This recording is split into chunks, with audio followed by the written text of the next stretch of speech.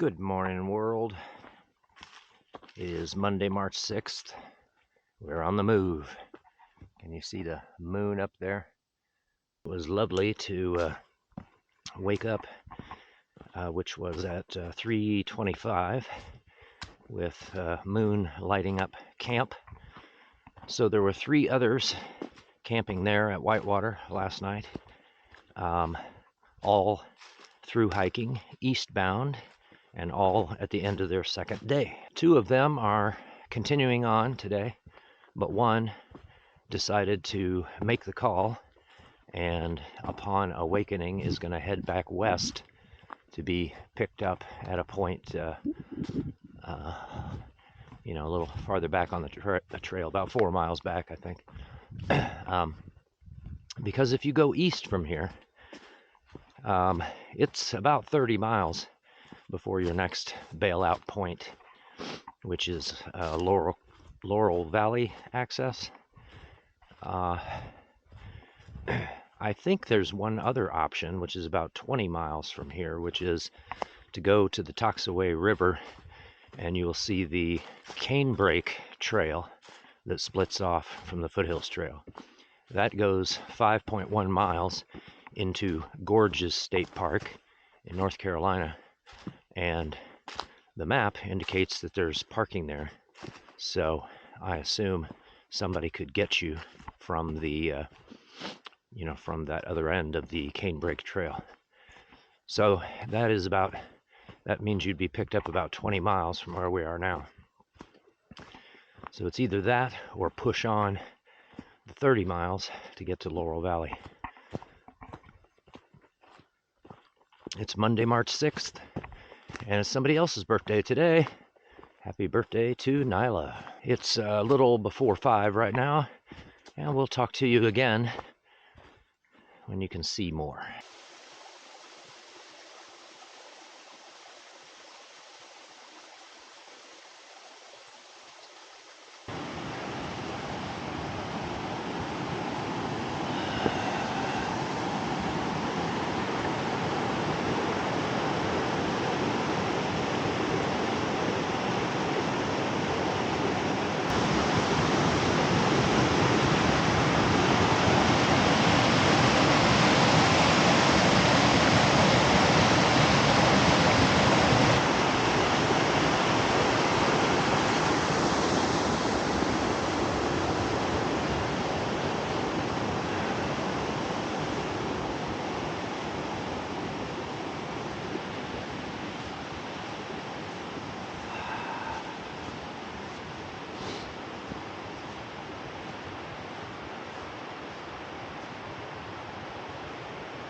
All right, we have crossed the bridge.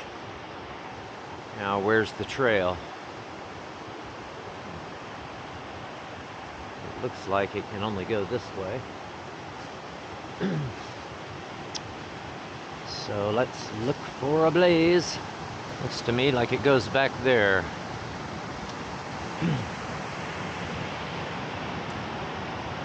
Well, is this an official campsite or not? There is a fire ring here, and definitely looks like one could set up right here. The next one we come to, I think, is the Coley Creek campsite. I don't know if that's what this is or not.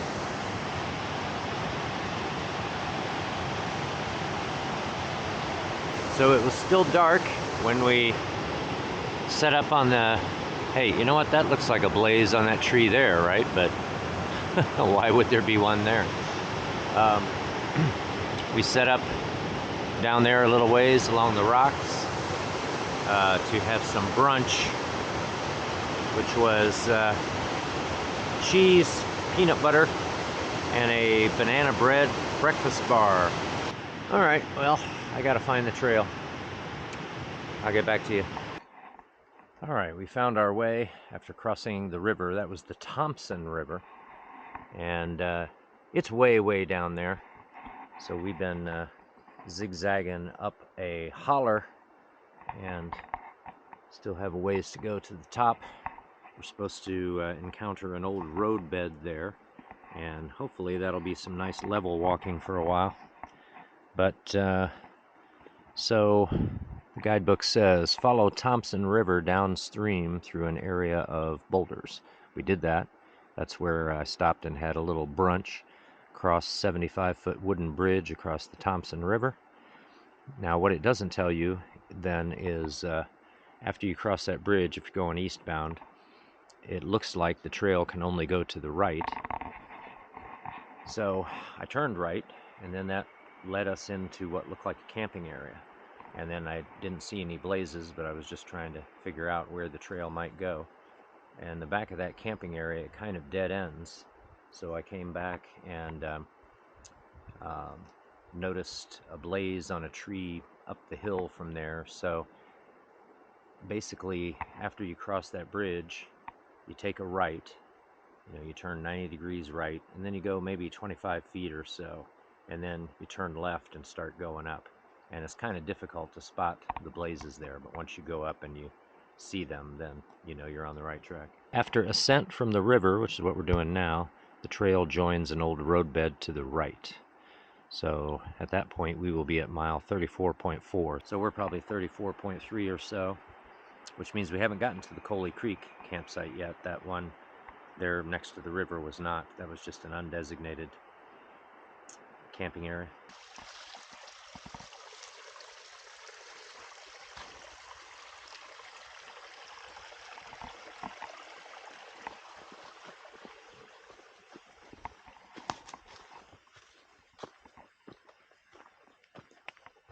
It's a beautiful morning.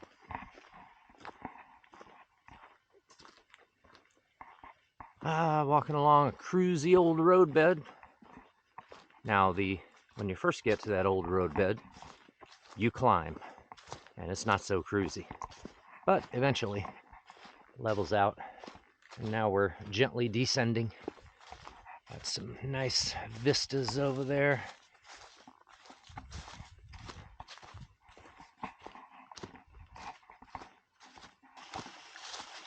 Here's one of those cisterns we were talking about.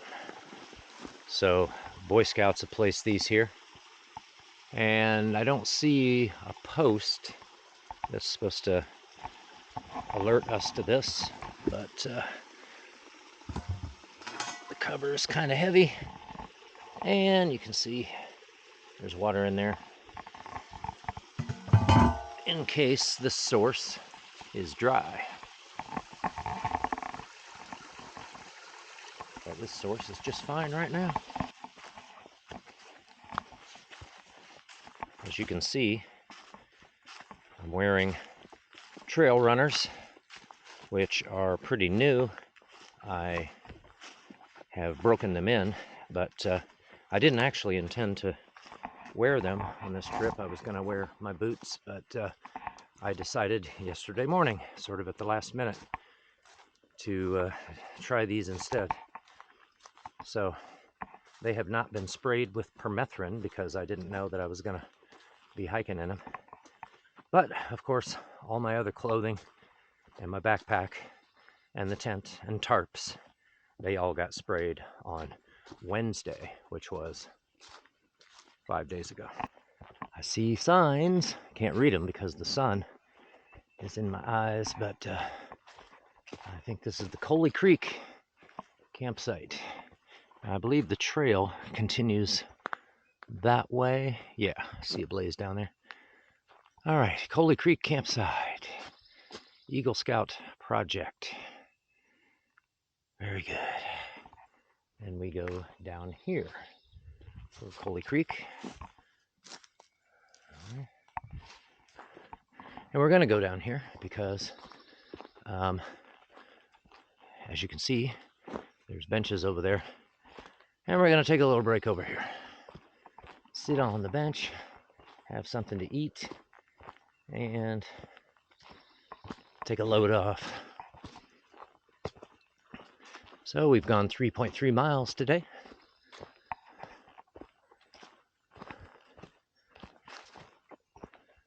So I guess you can go down there for campsites. Bear bag cable is that way. probably between, I see a tree that's painted red, a couple of them there. Oh yeah, right.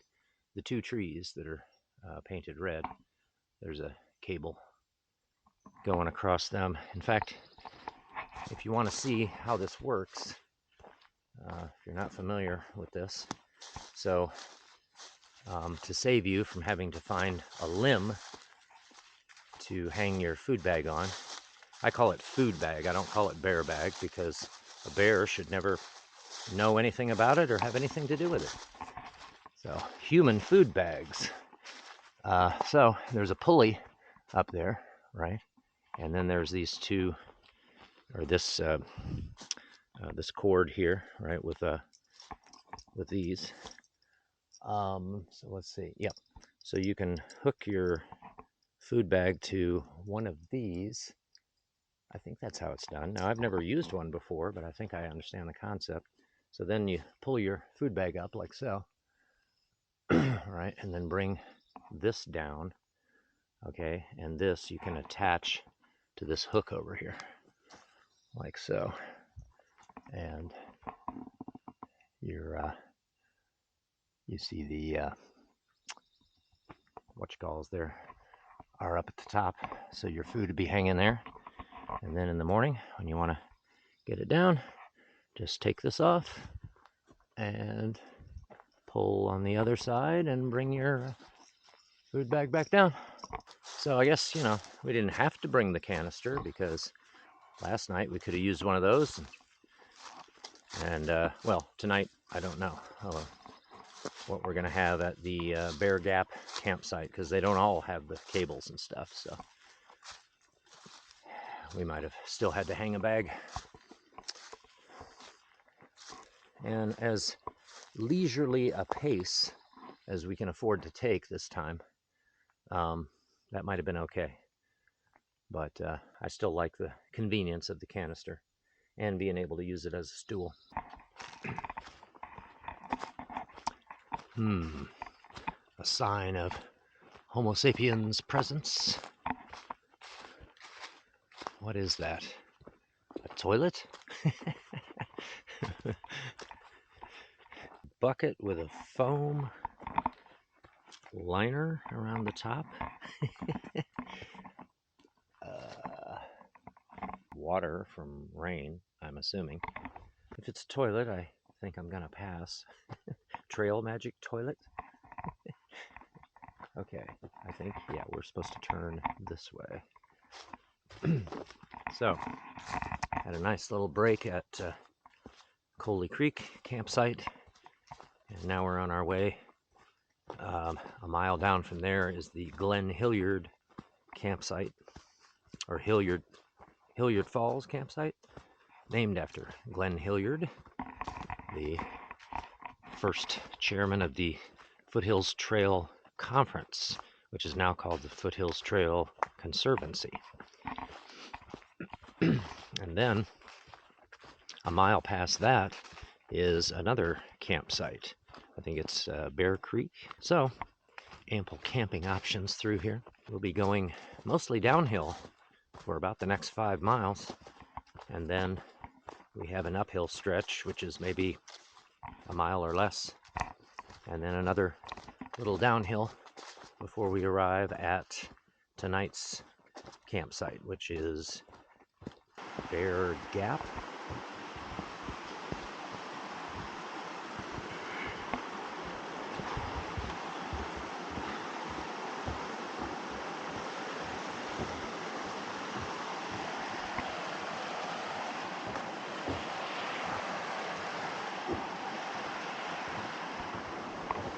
Over there I see 2 trees with red painted on them. So I wonder if those are, yeah, if that's a cable over there. Okay, Hilliard Falls, 0.2 miles that way, Blue Blaze Trail. We're not taking it. We're skipping the Hilliard Falls view. Just gotta stick to the plan. No crazy stuff. No veering off. Okay. And I guess this is the Hilliard Falls campsite.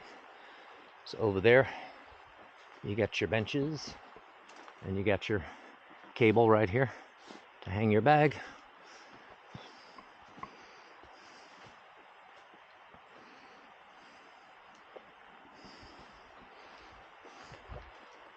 Nice spot.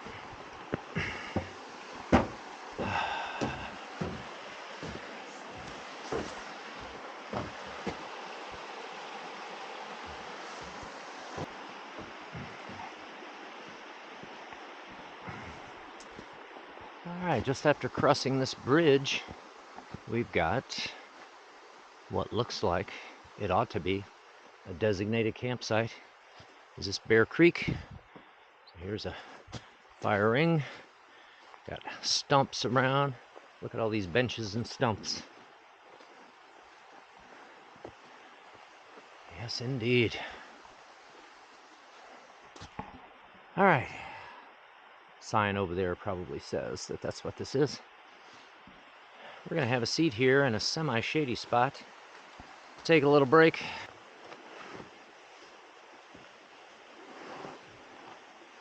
But we'll turn the solar charger toward the sun. This cord right here, it goes to the headlamp, which is in this outer pouch and is presently getting charged. Let's lose a layer.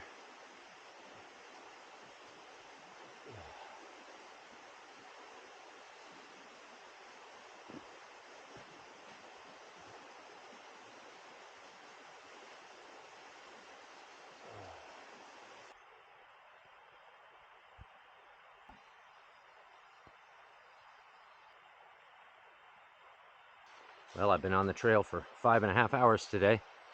Haven't seen a soul. Yesterday, I saw quite a few people. I lost count, in fact. So I saw a lot of day hikers and their canine companions. When I was stopped and had my stuff, sort of laying around like so, people would ask me if I was through hiking. By the way, you notice my shoes are on the ground there. That's because I brought along some camp shoe loafers, and they were near the top of the bag, so I got them out for the time being, just to give my feet a little rest and breathing room and so forth. Let the shoes air out. But yeah, so people would ask me if I was through hiking and were interested in talking about that, and that was cool. There were 3 other, I didn't see any other through hikers yesterday until after I got to camp, and it turns out that there were the 3 through hiking eastbound that came into camp behind me, so I never did see them yesterday until they got to camp. So I don't know if I'm going to see anybody today. Actually, I should see 2 of those people. They should pass me at some point today, because I think they were planning to go past where I'm going tonight. They're going down to the next campsite. By the way, we crossed back into North Carolina this morning. There was no sign, but so here's where we were camped last night, and then been following the trail like so. Coley Creek campground where we took a break, and then through here, Glen Hilliard campground, Hilliard Falls, which we didn't go to see, but it's 0.2 miles off the trail. Now we're at Bearcamp Creek. When you look at this map, this part of the trail looks really scary, doesn't it? That part in there. That wasn't so bad. Really, the part that looks straight, that was the scary part. Because you may not be able to see very faint elevation lines there, but it's crossing over a bunch of them. So that's, well, let's see, is this the Thompson River here? Okay, this is the Thompson River, yeah. Okay, well, before you get to the Thompson River, not so bad, but the scary part is after that. Coming up out of that valley, up finally to a forest road, curving around to here. It's an old logging road or something. It goes uphill until it gets to this junction here, and then there's a logging road that goes down this way that leads to somewhere. I guess it goes down to this actual still in use road. But just when you turn left there, you might want to add to your guidebook description, if you're planning to go eastbound, 34.7, at road intersection, turn sharp left. Now, right in this space right here, you might want to write in Sweet Tent Campsite just on your left after you make that turn. There's kind of a raised area of earth alongside the old roadbed. This is kind of a plateau there, and someone had, made a fire ring. Not room for a lot of tents, and I don't know how suitable it would be for a hammock, but the thing is, you got a great view there with the sun coming up, eastward facing vista that you have there, sun coming up at your campsite in the morning, unless you're like me and you're gone way before that, but otherwise, a really sweet tent site. So, remember last night when we got to Whitewater at mile 32, the sign said 3.3 more miles to Coley Creek. And was I tempted to go? Yes. Okay, but I didn't. And I'm glad I didn't, because I'll bet, after making that ascent out of the Thompson River Valley, I'd have been wiped, and then I'd have been like, ugh, how much farther? And I might have just stopped 0.6 of a mile short and taken that tent site there if I'd seen it.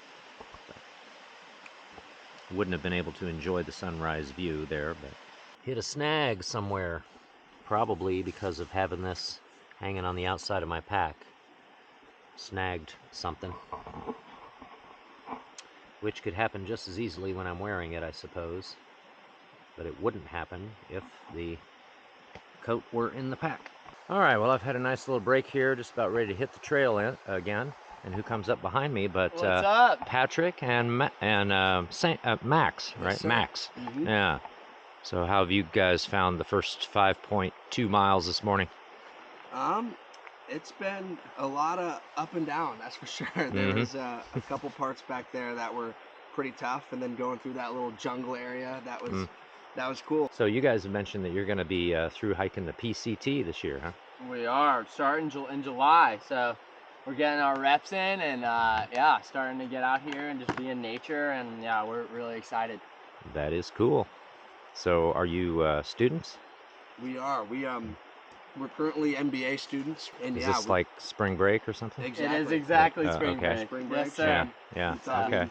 Do something fun and nice. This was and it. Also a little pre-PCT training, I guess. I mean, that was the idea. Yeah, this trail's very different, I'm sure, but yeah. I'm sure it's good practice the way our legs are feeling. So. Yeah. But, all right. We're happy to meet you. Yeah. Likewise. Well, I know you'll pass me again down there a little ways, probably for the last time. You're heading to Toxaway campsite tonight? That's the goal. Okay. Wow, hey, look at that butterfly. That is beautiful.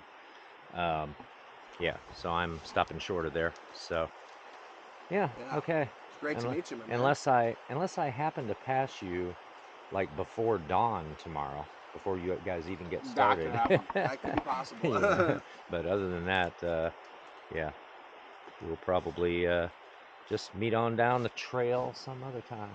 Yes, sir. All right. Sounds Take good. care, guys.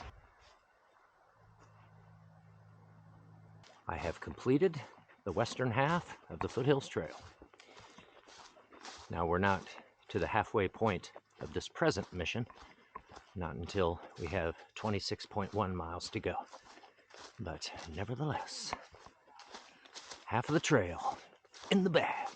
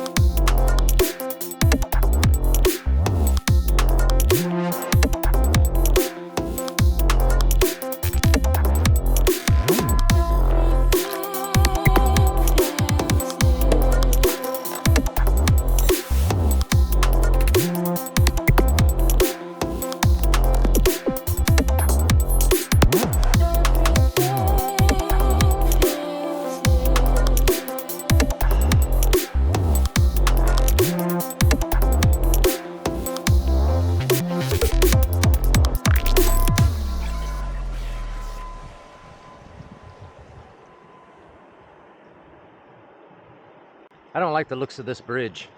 I think I'm just gonna hop from this rock onto that one, and then let's see. Well, no, come to think of it, there's no rock. There's no way to hop onto the shore. I guess I could swing from that branch maybe, and try, but I don't think I could stick the landing. Never mind. I'll take the bridge.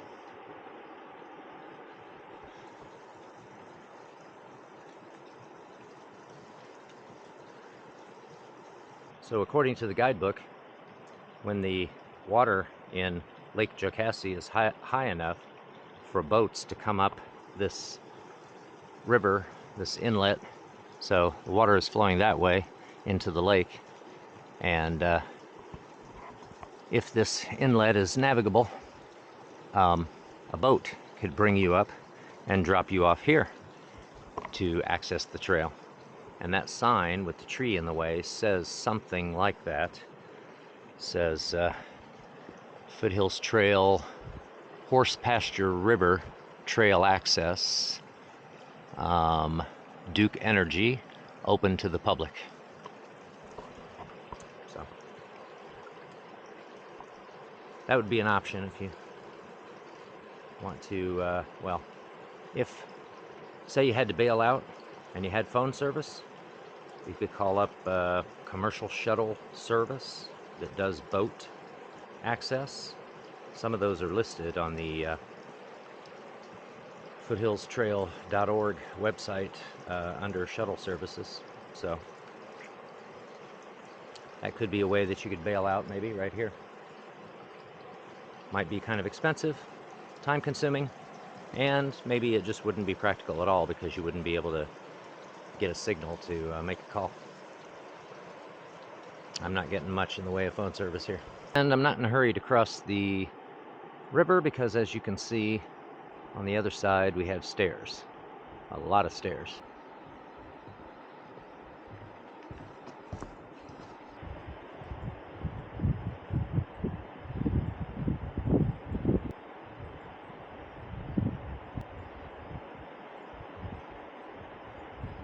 When Half Mile and I were out here before, we met a hiker, an AT alum called Grip, and he had a piece of advice for when you're climbing. I'm about to climb and I don't feel like it, so I'm going to try out his method. He said, pick a number and count up to that number, and then just do that again and again. Now, my version of it is going to be, when you get to that number, stop and just catch your breath and just say, okay, that's good for the moment, and then start again and count up to that number and stop, and do that as many times as you need to.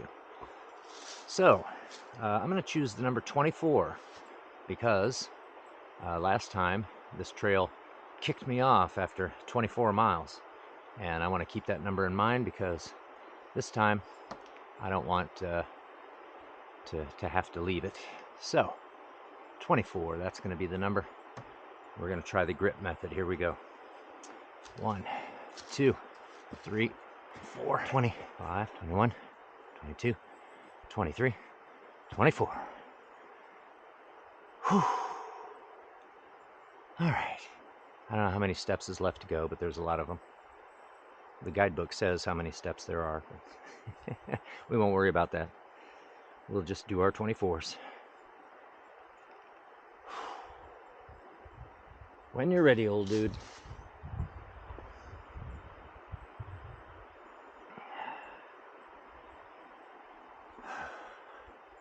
One, 2, 3, 4. We should be getting very close to our campsite for the night, Bear Gap. It should just be about 1/10 of a mile, because as we come down here and intersect this gravel road, this thing looks like it could be accessible, or this one here with, you know, 4-wheel drive vehicle. Looks like we got another road going down that way, but that's, I guess that's just an old logging road. Got a gate there.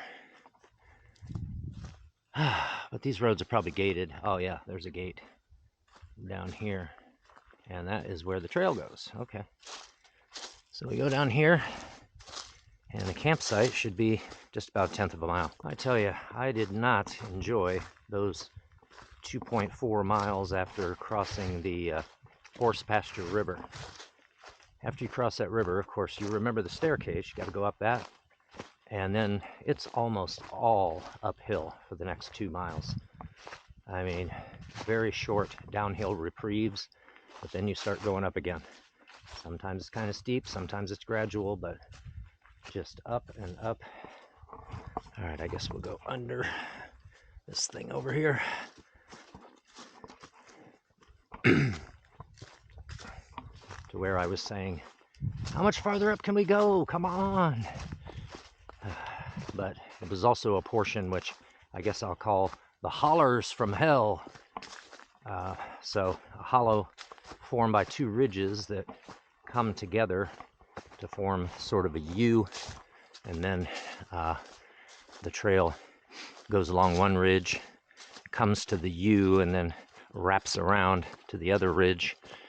And so then you would follow that ridge and maybe kind of go over the top of it to the other side, and then double back, and then you had another holler to do. I lost count how many there were. There were a lot of them. 8 or 9 or 15. I don't know. But I thought, are we ever going to get out of this portion? Is the trail ever going to go over a ridge to the opposite side and then do something different? I'm just glad we're getting toward the end of the day here. For much needed relaxation for a few hours before bedtime. The next designated campsite is 6 miles up, Toxaway. I'm not going that far. That's where Max and Patrick were going. Yes! Home for the night.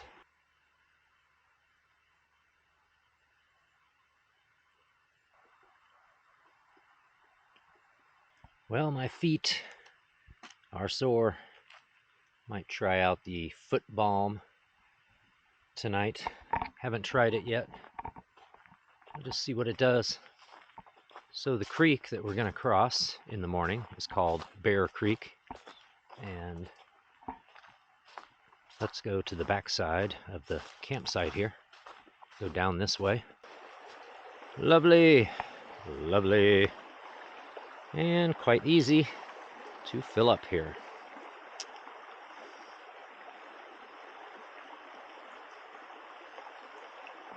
Looks like there's an access point on the other side too. I don't know if that is off the trail. But right near that bridge, just to the left of it, before you cross it, there's good access to, and it's not, steep embankment or anything. You can just get right up to the creek, fill up your water.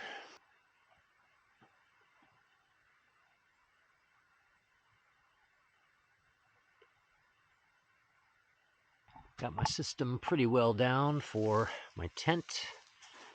Got my pillow there, my sleeping pad, my blanket. Down at the foot end is, like the tent sack, the pillow sack, the phone carrier, and so forth. And at the head end, got, the tortilla bag with sundries in it, the phone, the guidebook, a magazine, reading glasses, and headlamp. And we'll keep the flask in here tonight. It's supposed to just get down to 43, so it's not supposed to freeze, but you never know. So just in case, don't want to let that filter freeze.